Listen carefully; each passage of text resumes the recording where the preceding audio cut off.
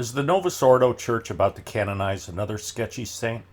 With this video, I'm not talking about Cardinal Newman. However, if I have time, I'll handle that topic with another video. This video is about Archbishop Fulton Sheen. Archbishop Sheen had a long career, and over several decades he wrote and said many good and profitable things. He was a witty and great orator. He was the Bishop Robert Barron of his time. Both men were talking heads and faithfully reflected the teachings of the popes of their times. Both men were rewarded for their loyalty and were promoted and made bishops. For several decades before the Second Vatican Council, Archbishop Sheen was an eloquent defender of the Catholic faith. I don't think that anyone can find much fault with much of anything that he wrote in those decades. Archbishop Sheen was never really a theologian. However, he did a magnificent job of reflecting the teachings of his bosses. But then came the Second Vatican Council. It was as if most of the world had gone crazy. The council sought to change Catholic doctrines. And like many people, actually like most people, Archbishop Sheen went off the rails with the council. When the debate was raging about the proposed Novus Ordo Mass, some bishops objected to it. However, Archbishop Sheen was quoted as saying, in a diplomatic manner, that an interactive Mass was progress. Archbishop Sheen had no objections regarding the Novus Ordo Mass. In private correspondence he wrote, "The Lord never said Mass in Latin. He used the language of the time. Moreover, the change in translation does not alter the meaning of the text. I beg of you to tell her that she should withdraw from that schismatical sect, the SSPX, as soon as possible, or suffer the consequence of possibly finding herself outside of the Church." Archbishop Sheen knew he was not being truthful when he said that the change in translation does not alter the meaning of the text. It was altered significantly.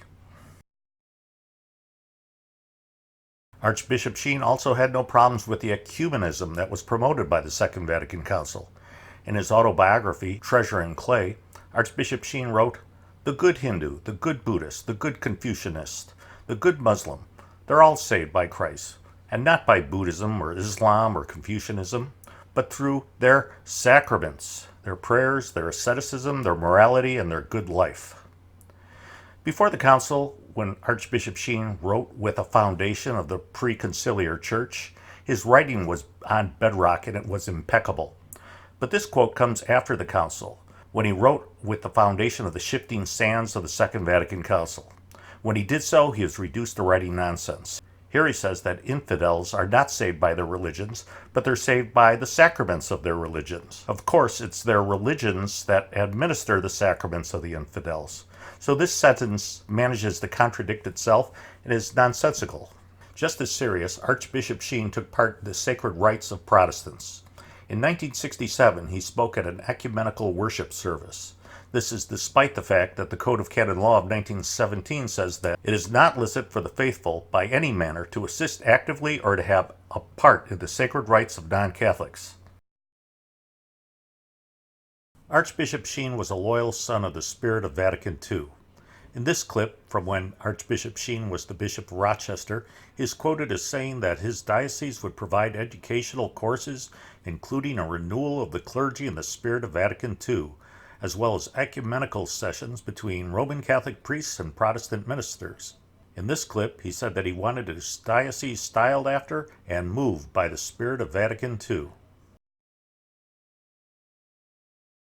Before the council, Archbishop Sheen was an extremely vocal anti-communist, but even then he told Bella Dodd not to name names.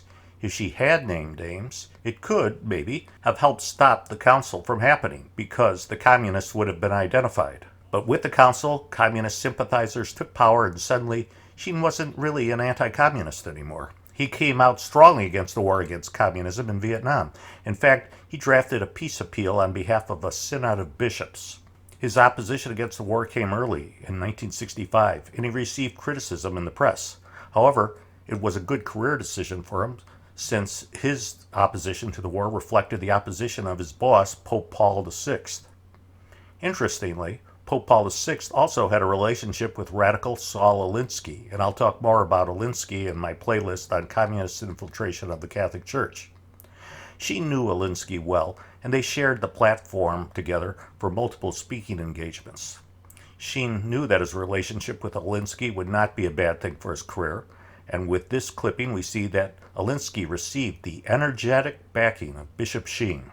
Sheen named Father David Finks, a white radical priest who was part of a Saul Alinsky front organization called FIGHT, which pretended to speak for African Americans. He named him as his vicar to minister to the poor. Finks left the position a few months later, and then he left the priesthood and got married. A few years later, he wrote a biography about his mentor, Saul Alinsky, and he called it The Radical Vision of Saul Alinsky. The priest of the Rochester diocese complained that Archbishop Sheen had become very liberal, and after only 3 years, he resigned his position amidst a great deal of turmoil. This article states that Sheen ran into frequent criticism of his methods. Conservative Catholics complained that he was changing too many things. Progressives felt that he put so many new ideas into motion at the same time that the best couldn't catch hold. "I move too fast. I'm too progressive," Sheen said. Archbishop Sheen may well be in heaven, but he does not seem to be a good candidate for sainthood. He seemed to go whichever way the wind would blow, and he seems to have lacked heroic virtue. Well, thank you for watching this video. Also, please check out the Ascent of Mount Carmel Facebook page, which is linked down below, and please pray for the church.